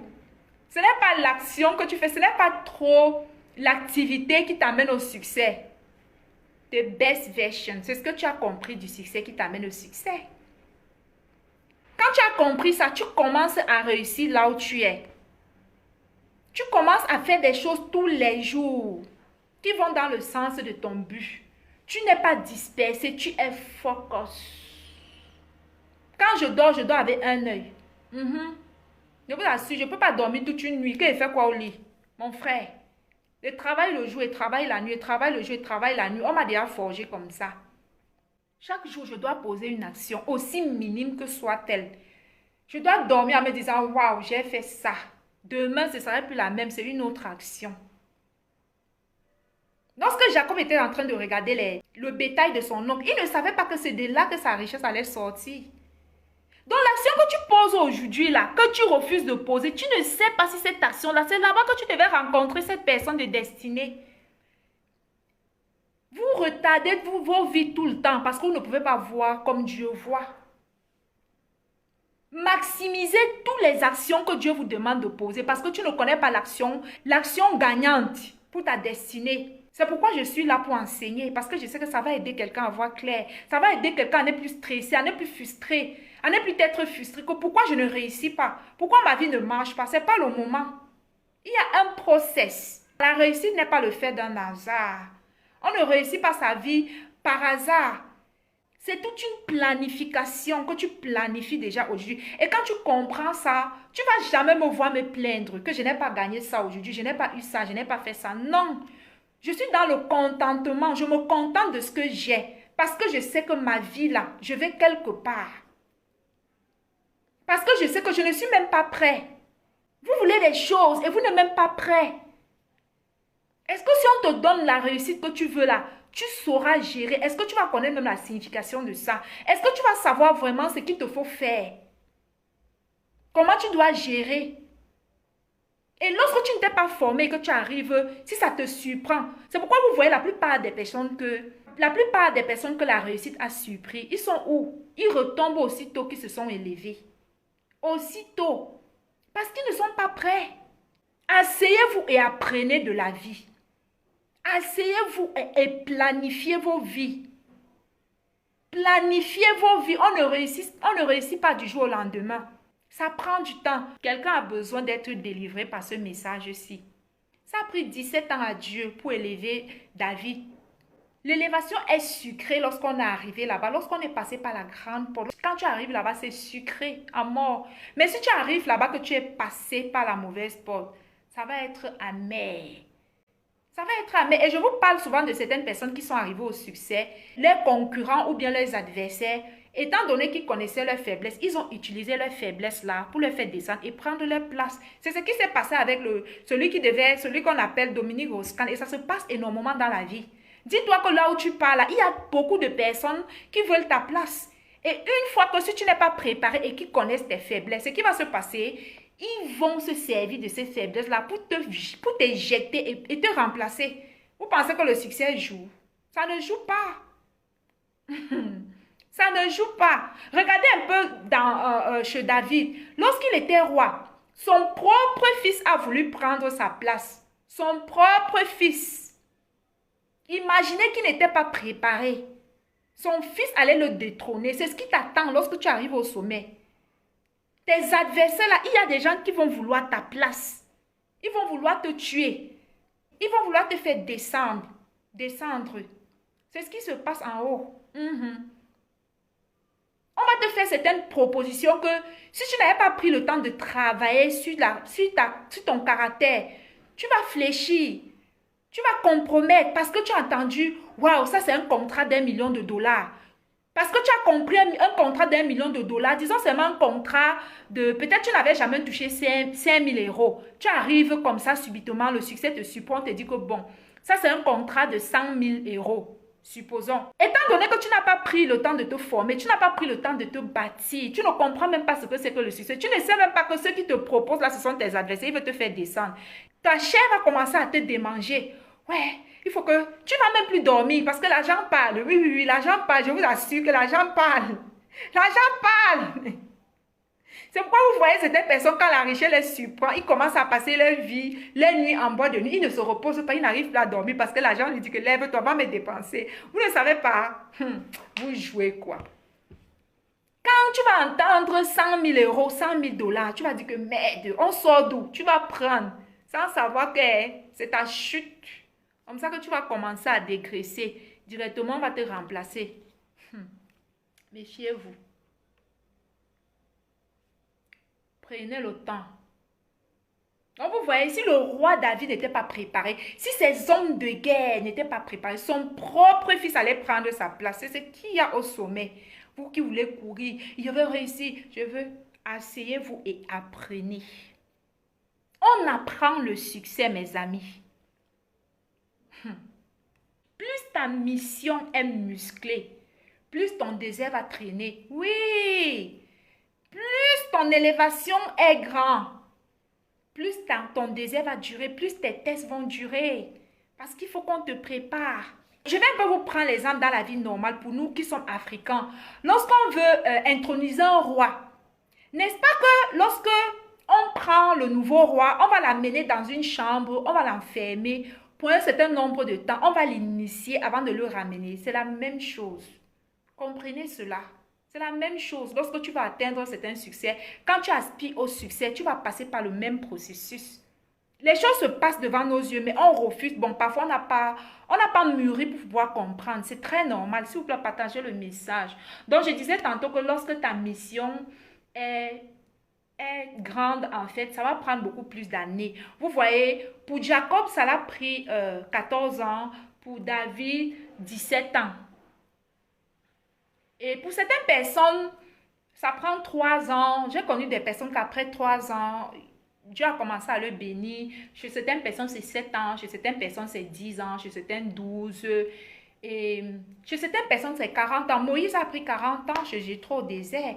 Et regardez sa mission. C'était une mission planétaire. Un homme qui se lève, il prend un bâton, il fend la mer en deux. Donc, plus ta mission est grande, plus ta mission de vie, d'accord, ta destinée est grande, plus tes épreuves vont retarder. Parce qu'il faut qu'on te prépare assez. Arrêtez de courir, asseyez-vous et étudiez. Étudiez. Si tu veux réussir, étudie le succès. Il ne suffit pas de prendre un livre, deux livres et lire. Il est d'aller faire 2 formations. Je vous assure. Le succès a le volet physique et le volet spirituel. Arrêtez le matu vu des réseaux sociaux. Et prenez le temps de bâtir vos vies. À cause des réseaux sociaux, on a cru qu'on pouvait réussir comme ça d'un claquement de doigts. C'est pas vrai. Sinon, tous ceux qui ont commencé depuis qu'il y a eu un boom des réseaux sociaux et tout, tous ceux qui se sont lancés, la plupart ont régressé. Ils sont venus sur le marché avec les formations, les produits même. Ils ne savaient même pas s'ils étaient destinés à faire toutes ces formations, tous ces produits. Et les gens, quand ils ne comprennent pas, ils sortent juste du marché, ils se retirent. Ils se disent que peut-être ça n'a pas marché. Ça n'a pas marché parce que tu ne t'es pas préparé. C'est pourquoi vous allez voir... Généralement, les Africains, on a presque les mêmes métiers. Quand tu regardes sur Internet, je fais ceci, je fais cela. Pourquoi? Parce que dès qu'on regarde dans la vie de une, 2 personnes, elle est en train de réussir, il est en train de réussir dans tel domaine. Chacun veut aller se lancer. Et au finish, vous vous rendez compte que tu t'es lancé. La personne est en train de réussir, toi, tu n'es pas en train de réussir. La personne a les clés. La personne a les codes. Toi, tu n'as pas les codes. Arrêtez le matu vu des réseaux sociaux. Le bling-bling, le soi-disant bling-bling qu'on vous montre sur les réseaux sociaux. Tout ce qui est bien prend du temps à se bâtir, mes chers amis. Tout ce qui est bien prend du temps. Même Dieu ne fait pas autrement. Regardez ces hommes-là qu'il a bénis dans la parole, dans la Bible. C'est lui-même qui a instauré ça. Ce sont les lois universelles. Est-ce que vous savez que la plupart des gens qui passent leur temps à vous montrer leur succès sur les réseaux sociaux là, ils n'ont pas réussi. Le succès, le vrai, ne parle pas. Quelqu'un qui a l'argent ne dit pas que j'ai l'argent. Nous savons tous les personnes qui ont réussi dans ce monde. Ils se cachent même, ils cherchent même à se cacher plus tôt. Tout le bling-bling qu'on vous fait, on vous montre. Parfois, certains vont aller louer les hôtels, les appartements meublés, les jets privés pour venir faire les publicités pour vous attirer dans leur formation. Et vous allez courir comme les mouches. Arrêtez ça, en fait. Parce que si quelqu'un vient avec son authenticité se présenter à vous, vous n'allez pas prendre cette personne au sérieux. C'est vous-même qui amenez les gens à vous tromper. C'est vous. Quelqu'un qui a réussi n'a pas besoin de manigancer. Parce qu'il y a une loi qui stipule que une fois que l'intérieur a prospéré, l'extérieur automatiquement suit. Tu commences à attirer des personnes. Tu connectes automatiquement. Tes activités commencent à marcher aussi de manière physique. Tu n'as pas besoin d'aller te faire passer pour ce que tu n'es pas pour attirer les gens. Arrêtez en fait toutes ces personnes-là qui vous disent que je fais 1 million de dollars sur Amazon, je fais 2 millions de dollars. 1 million de dollars, vous savez ce que c'est? 2 millions de dollars, 4 millions de dollars, une personne. Et la personne est assise là comme ça. Les gens vous parlent, vous n'avez jamais vu, mais vous croyez. Arrêtez ça en fait, on vous ment. On vous pompe comme ça, vous êtes là, vous courez vous abonner. Si vous rencontrez les petits chaînes où on vous enseigne, où on vous éduque, vous n'allez pas vous abonner. Vous rencontrez les gens qui viennent de commencer, mais qui ont une sagesse qui peut vous amener quelque part. Vous n'allez pas les suivre. Vous voulez le bling bling, le tape à l'œil. C'est ce qu'on vous donne tous les jours sur les réseaux sociaux. Nous sommes en train de parler aujourd'hui du type d'épreuves qui amènent à l'élévation. Arrêtez le bling bling des réseaux sociaux. Toutes ces personnes-là que ils prennent un week-end peut-être à la plage ou à Dubaï, ils se filment, ils mettent sur Instagram pour vous faire croire qu'ils ont réussi. Ce n'est pas ça la réussite. La réussite ne ment pas. Quand on réussit, ça se voit. Ça se voit qu'on a réussi. On est là tous les jours, on vous trompe sur les réseaux sociaux. Vous n'avez rien compris. L'argent ne fait pas le bruit, quoi. Et le succès, c'est quelque chose qu'on ne triche pas. On ne triche pas le succès. Ça se sait et ça se voit. Toi-même, tu regardes la vie de la personne, tu sens que la personne, si. Lorsqu'on voit les personnes qui sont tout dans le mature vu, ils sont toujours en train de parler des gros montants. Quelqu'un qui a l'argent ne dit pas. Vous allez remarquer, généralement, les gens qui ont commencé déjà à avoir un peu, ils ne disent pas. Ils cachent toujours leurs chiffres, ils cachent leurs activités. C'est ceux-là qui vont se mettre devant vous. Si Amazon, je fais 1 milliard. Ici, là, je fais ceci. Arrêtez ça, en fait. Parce que nous, les Africains, on n'a pas compris comment le processus, comment ça marche pour pouvoir réussir. On n'a pas compris. On est distrait par toutes sortes de choses. On ne veut pas s'asseoir et se bâtir. Tu ne peux rien réussir si tu ne te bâtis pas toi-même. Ce n'est pas possible. Même si ton rêve vient de Dieu, il va être testé. D'accord? Tu vas passer par une série de tests orchestrés par Dieu lui-même. Je vous prends l'exemple du peuple d'Israël. Lorsque Dieu a... Bonsoir et merci pour les cœurs. Lorsque le Seigneur a décidé de faire sortir le peuple d'Israël de la captivité en Égypte, il a dit quoi?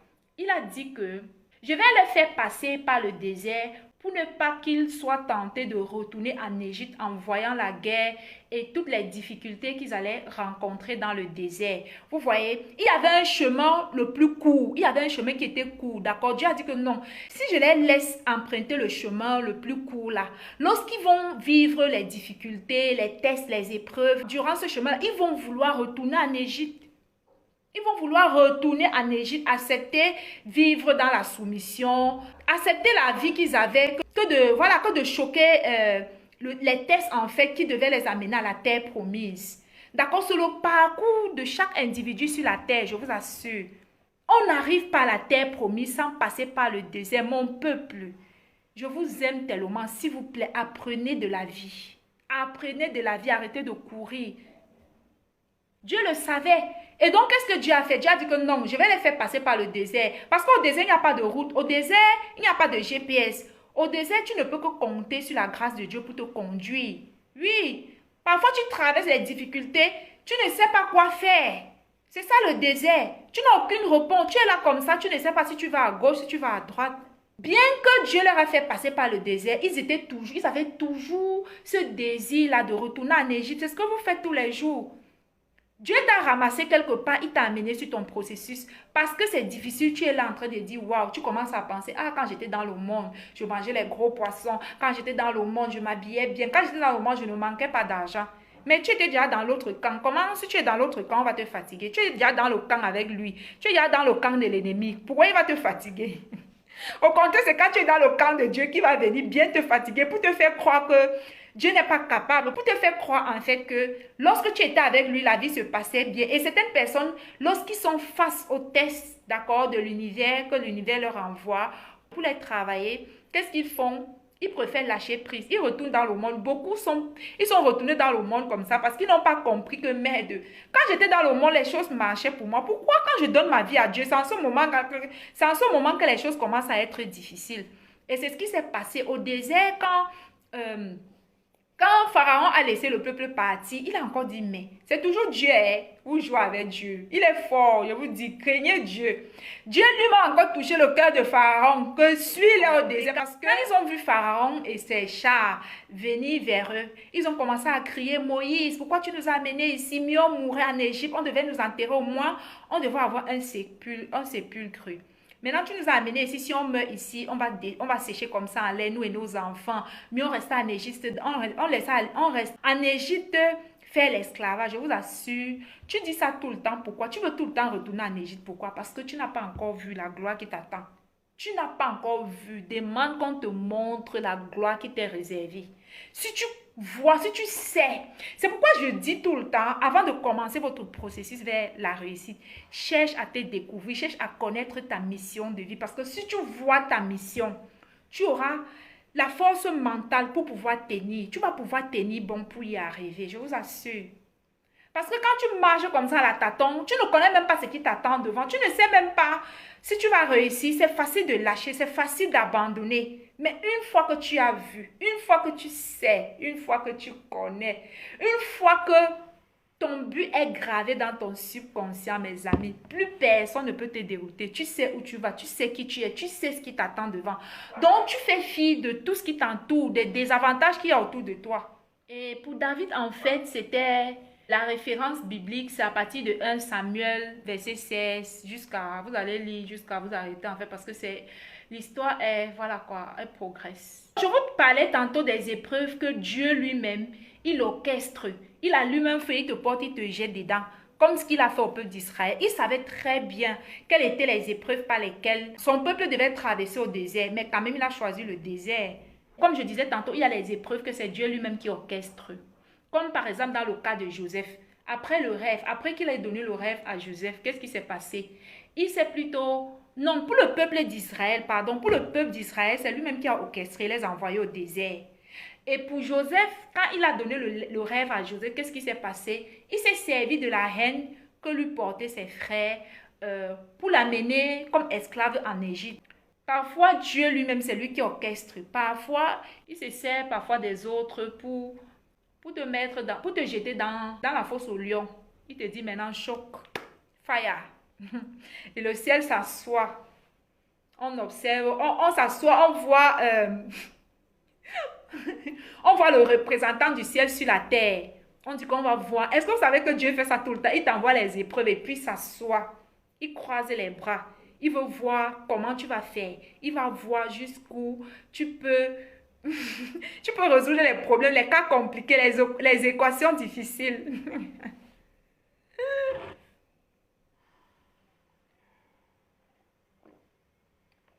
Et...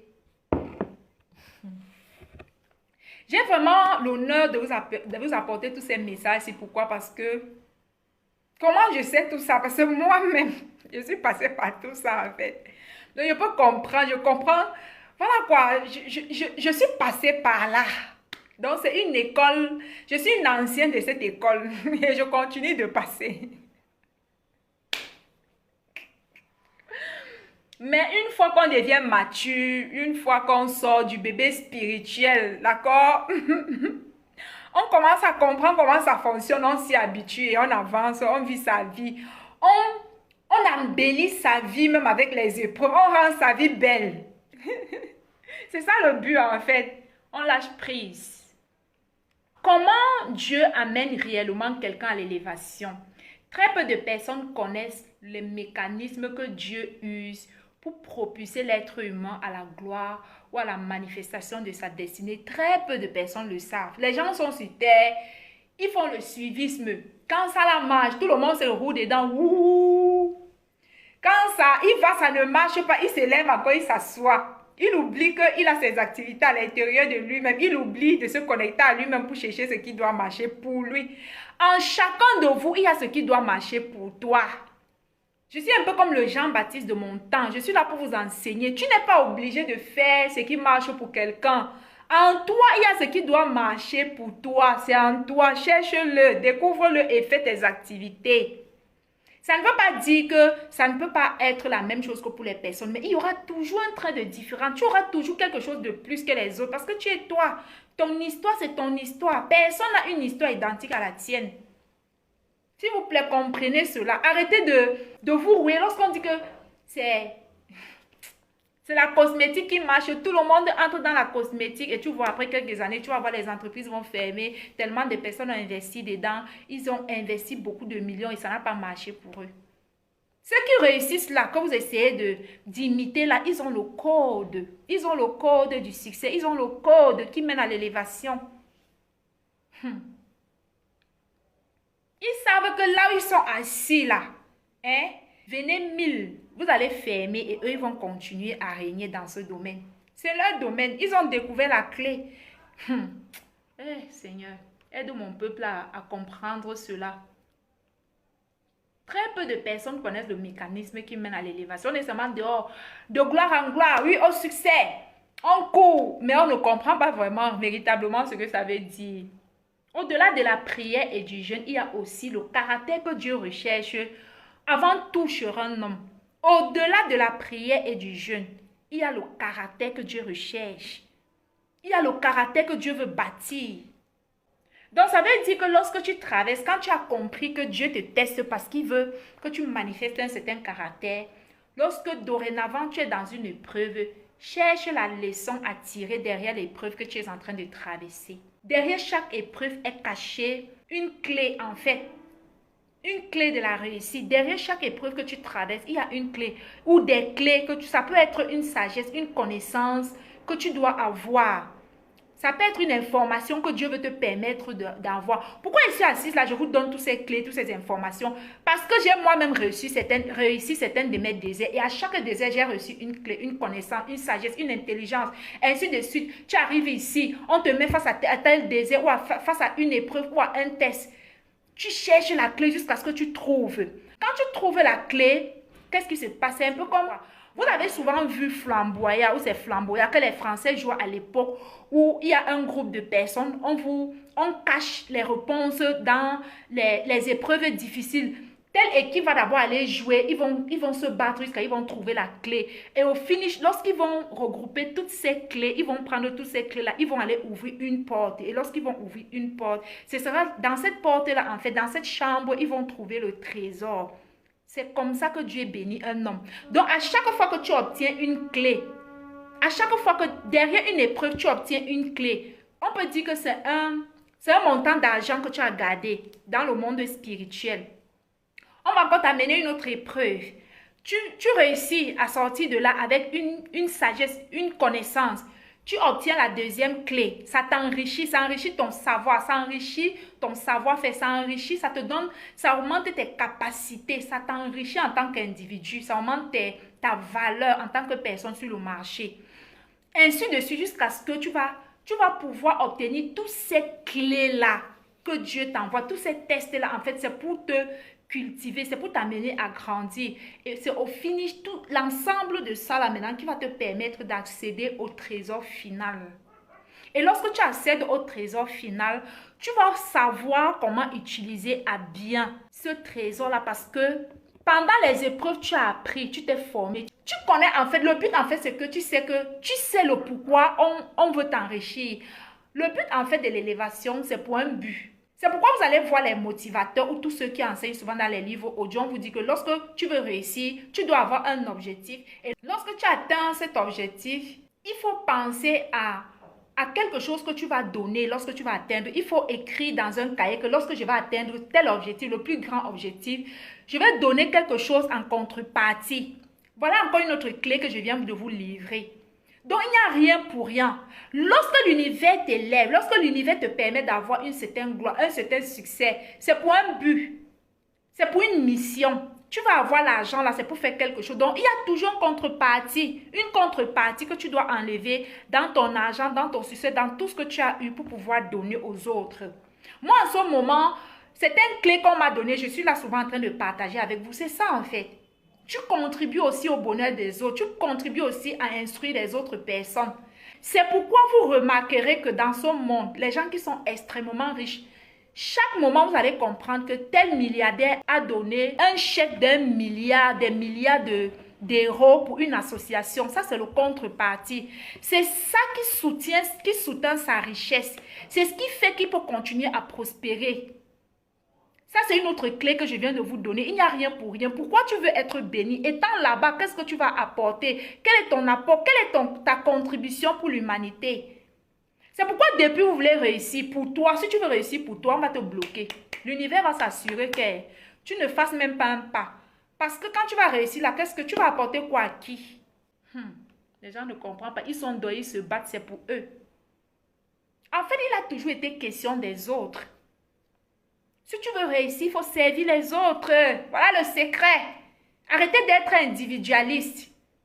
Tendez la main aux autres. Aidez les autres à réussir. Tu veux réussir. Tu veux qu'on ouvre ton business. Qu'est-ce que toi-même tu donnes en retour aux autres? Qu'est-ce que tu apportes aux autres?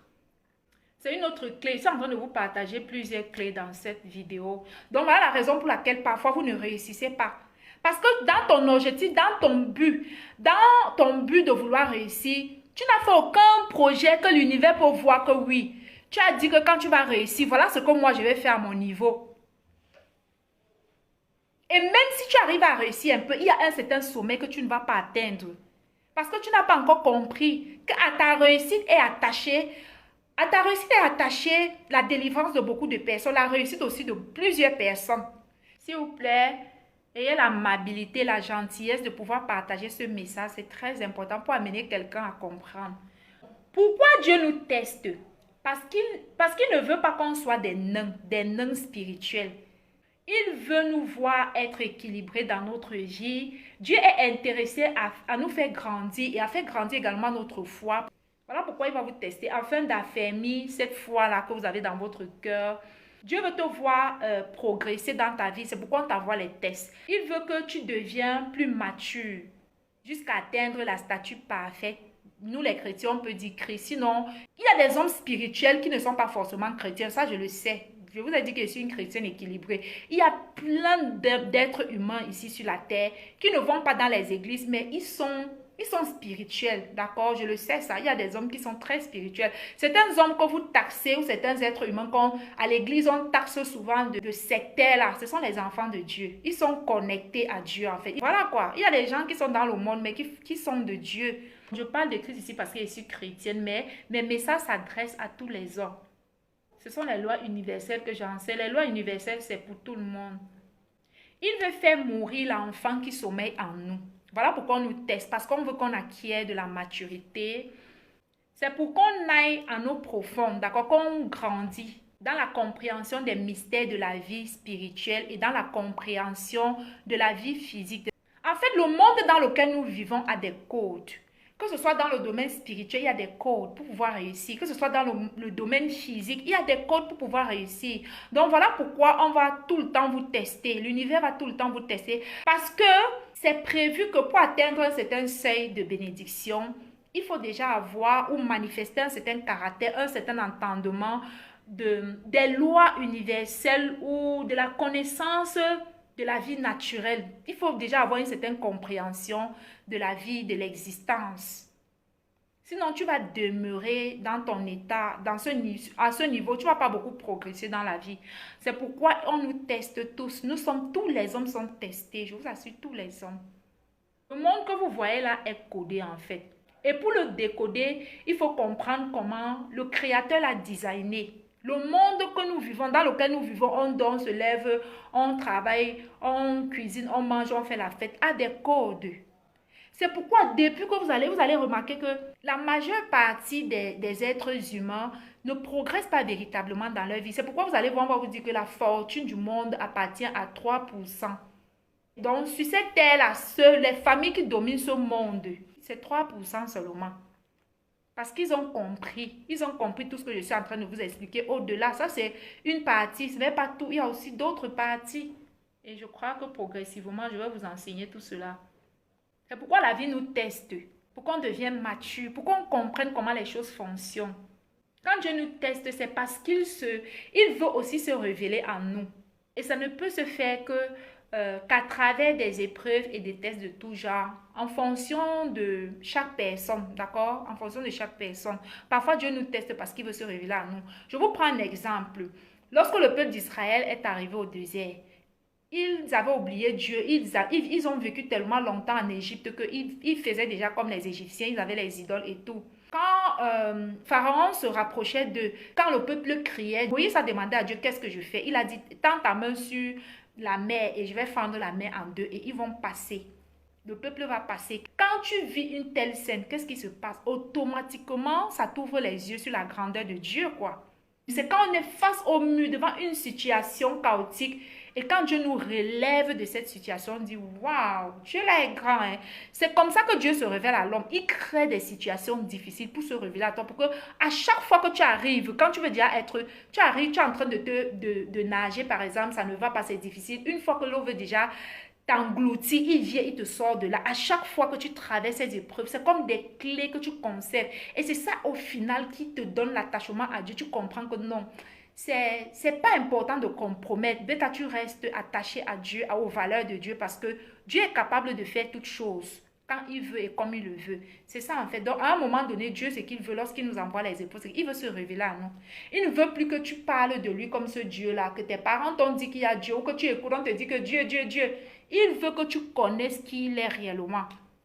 Que tu saches que devant les situations, il est alpha et oméga. Peu importe les situations que tu traverses. Quelque part aussi, c'est parfois ça.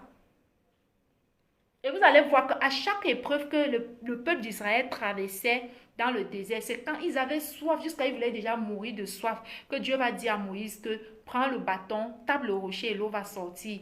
Comment tu vas être là, tout d'un coup, tu vas voir quelqu'un, il prend un bâton. Le même bâton fend la mer, le même bâton, il tape sur un rocher, sur un caillou et l'eau commence à couler. Normalement, un homme normal qui a tous ses sens, il va commencer à croire en Dieu. Et Dieu faisait tout ça. Pourquoi? Pour se révéler à eux, pour qu'ils s'attachent à eux. Mais ils n'ont pas voulu s'attacher à Dieu. Et conséquence, qu'est-ce qui s'est passé? Ils sont morts au désert. Et je ne te le souhaite pas en fait, de mourir avec tes projets, avec ton but, sans accomplir ta destinée.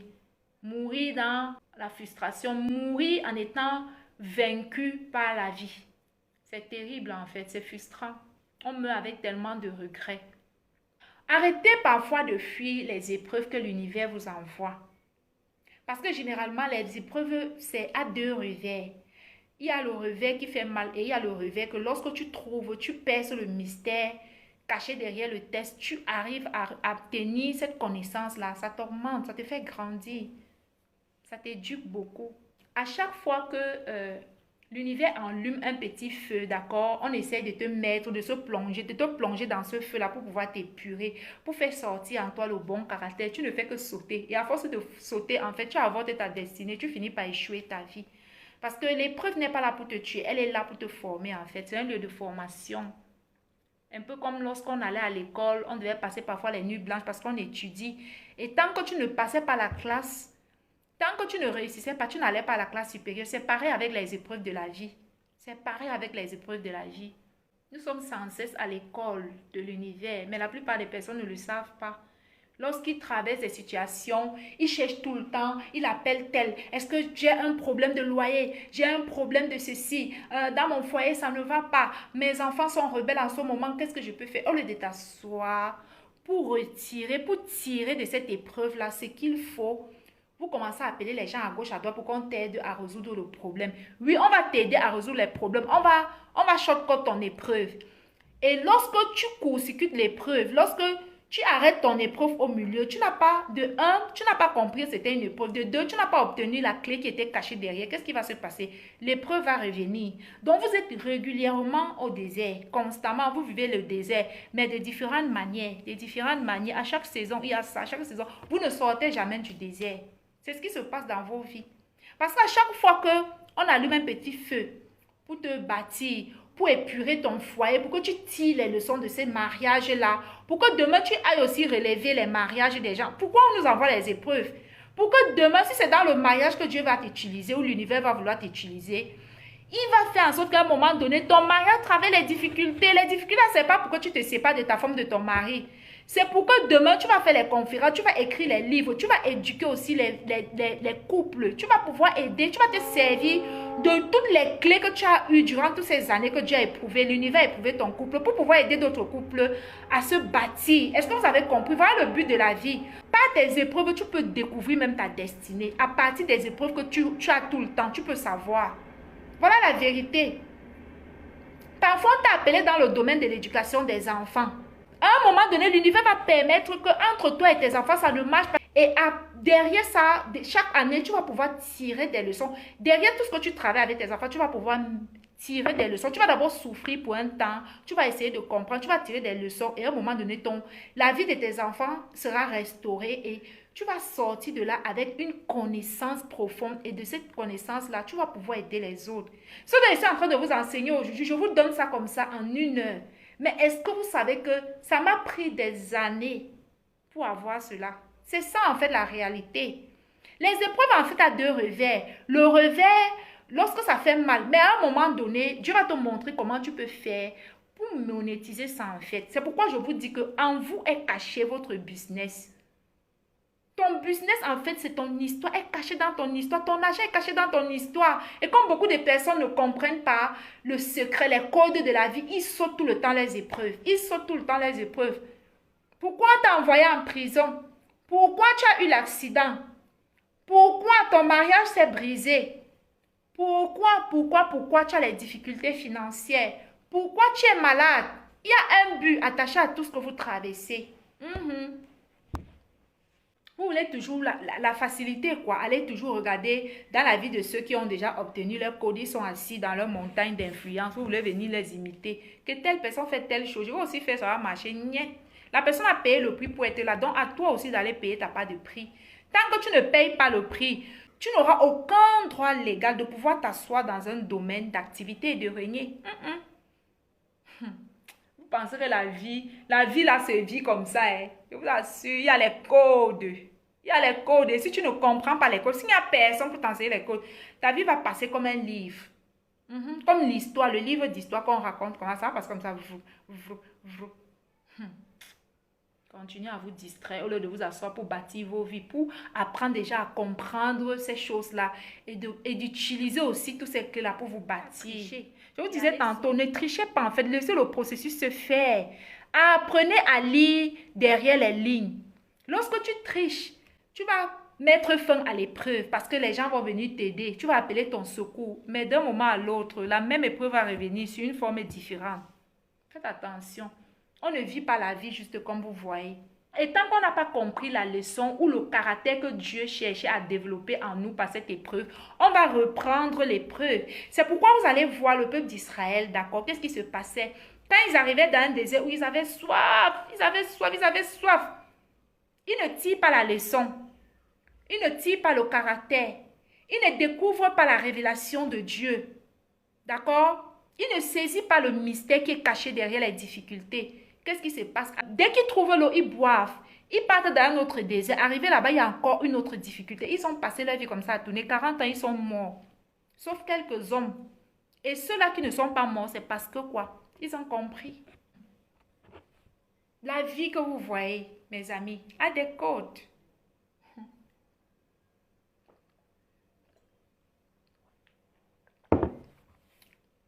Donc, c'est ça. Et Dieu n'est pas pressé. Le caractère qu'on voulait que tu développes, tu n'as pas développé. L'intelligence que tu devais développer, tu n'as pas développé.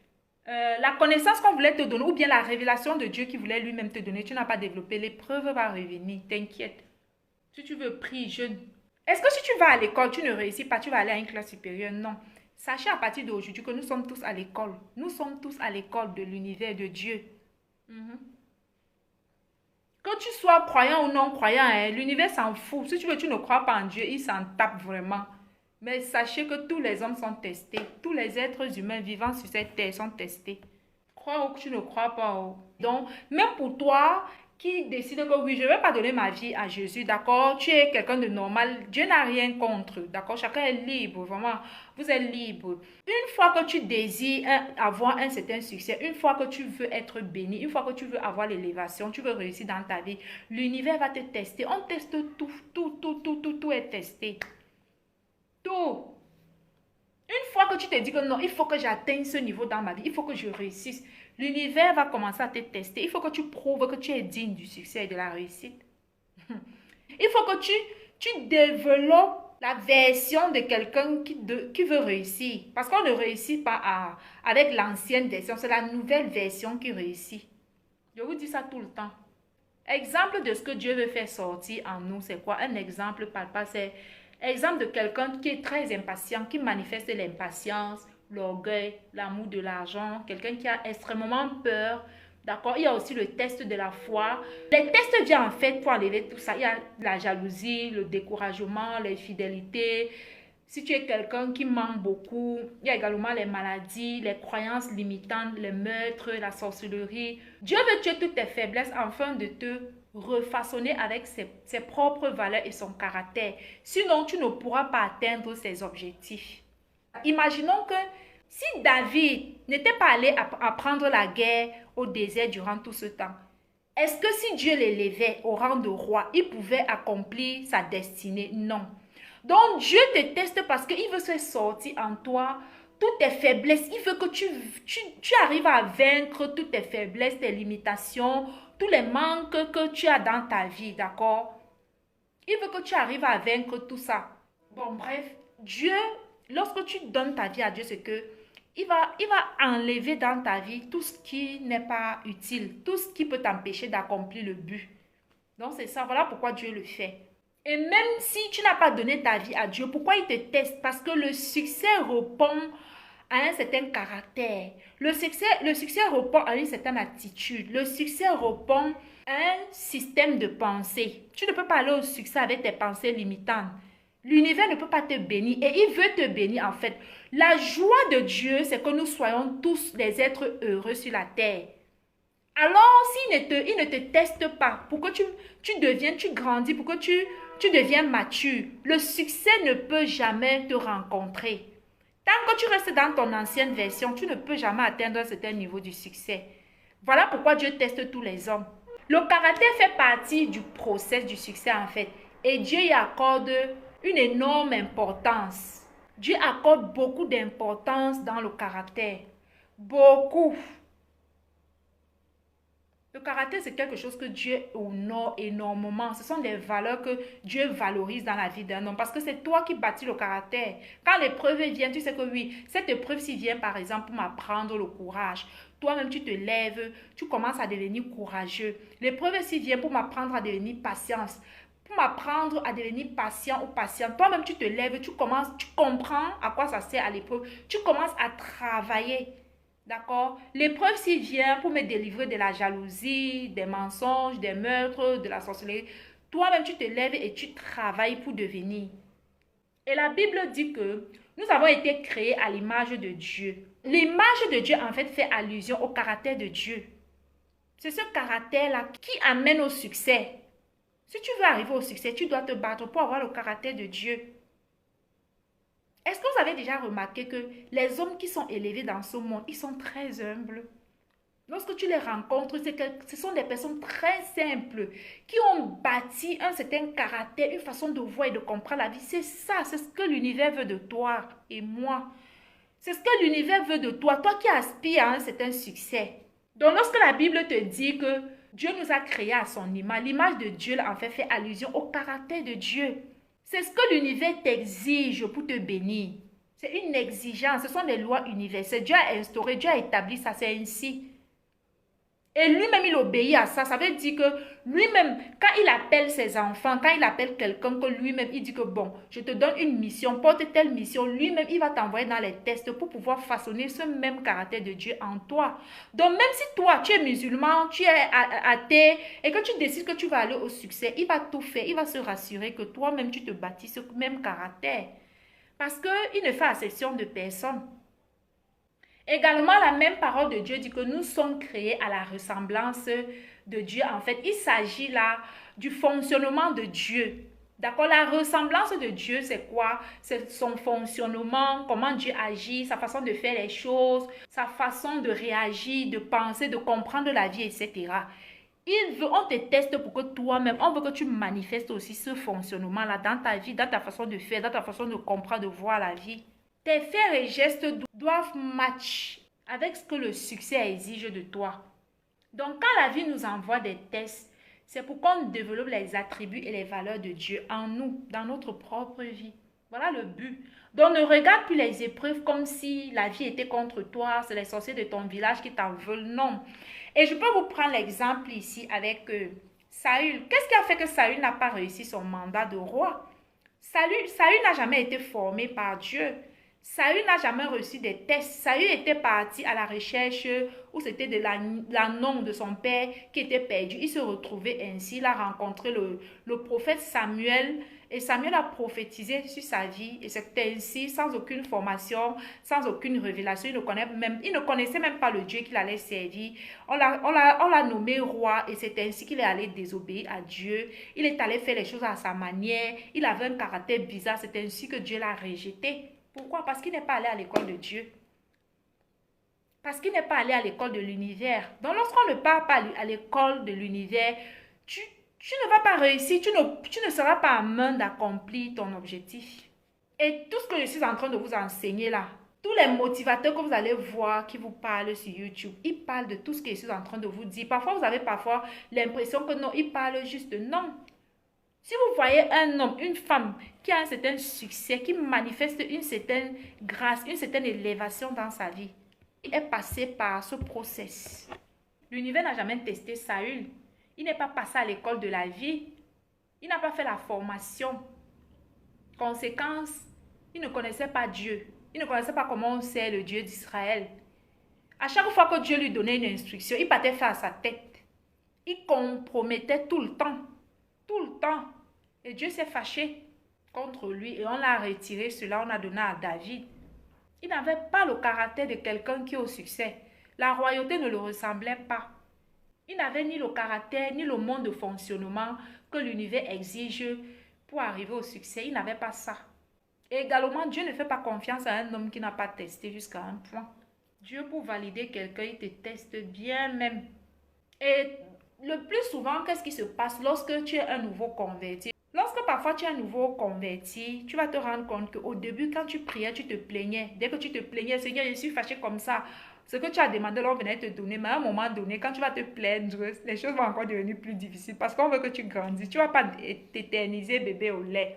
Donc souvent, lorsque tu es débutant, qu'est-ce que Dieu fait? Étant donné que c'est un papa, lorsqu'il t'envoie une épreuve, parfois, il voit en toi la fatigue. Il se rend compte que l'épreuve te fatigue, tu n'as plus les forces. Qu'est-ce qu'il va faire? Il va venir étancher ta soif, en fait. Il va venir t'abreuver, il va venir résoudre ce problème-là.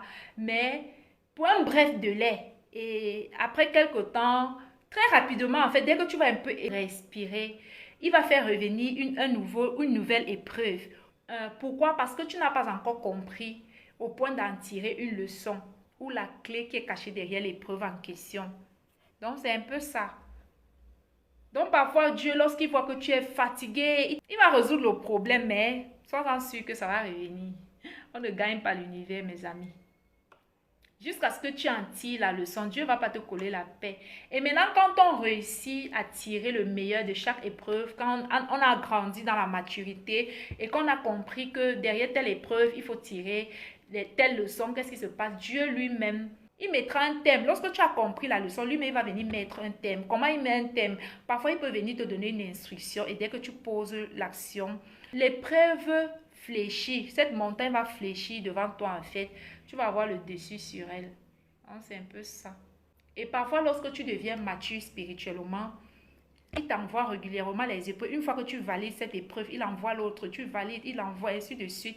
Il va faire ça jusqu'à ce qu'à un moment donné, quand il va se rendre compte que tu as mûri, tu es devenu mature, tu as déjà bâti le caractère qu'il faut et tu as déjà passé le nombre d'années qui était prévu pour toi, pour qu'on puisse t'élever en fait. Lorsque Dieu va se rendre compte que tu as vaincu toutes tes peurs, toutes tes faiblesses, que tu as coupé la tête des Goliaths qu'il y avait dans ta vie en fait. Lorsqu'il va se rendre compte que tu as coupé la tête de tous les Goliaths qu'il y avait dans ta vie, il va venir, quand il va te juger capable, mature, d'accord? Et surtout, il y a un timing. Il faut savoir qu'il y a un timing donné. Quand Dieu te dit que je vais te bénir, c'est pour un nombre de temps. Quand le timing arrive et lorsque tu as compris et que pendant que tu étais en train de passer tes têtes, tu te préparais pour le jour J, tu te préparais pour le jour de tes opportunités. D'accord, quand le moment va arriver, Dieu n'aura pas du mal à t'élever. En fait, tu vas t'élever un matin sans savoir que le jour là, c'est le jour de ton jour. Et juste comme ça là, en un jour, tu vas faire boum. Ton succès sera visible par tous. Et l'erreur que la plupart des personnes commettent lorsqu'ils voient ça, ils se disent, waouh, tu t'es levé un matin comme ça là et puis tu as été béni. Non, c'est le résultat de plusieurs années de travail. Donc, c'est ainsi que ça fonctionne. Et je vous assure que pas besoin d'être chrétien pour être béni par Dieu. Et Dieu nous bénit tous. La preuve, les non-chrétiens réussissent même très bien parce qu'ils ont compris comment le succès fonctionne en fait. Les lois universelles, c'est pour tout le monde. Si tu les comprends, tu les appliques, tu réussiras. Tu réussiras très bien même d'ailleurs. Tu n'as pas besoin d'appartenir à une religion pour réussir ta vie. Alors, je vais vous laisser. Portez-vous bien et à la prochaine. Je vous aime. Bye bye.